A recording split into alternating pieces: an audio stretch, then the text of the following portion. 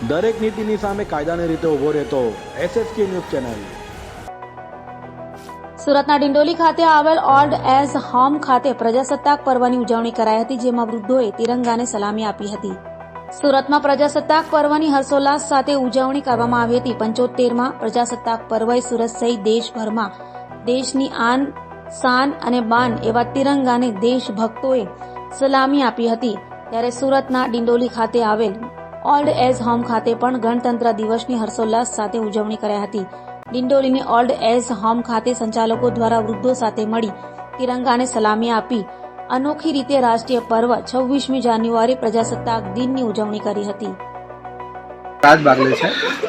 આજે 26 જાન્યુઆરી પ્રજાસત્તાક દિવસ નિમિત્તે વૃદ્ધાઓમાં ઉત્સાહ આવે અને ધ્વજવંદન કરવાનો પ્રોગ્રામ હતો, જે અમારા અતિથિ હતા, જે દાતાશ્રીઓ હતા, એમના હાથે અમે આજે ધ્વજવંદનનો પ્રોગ્રામ રાખ્યો।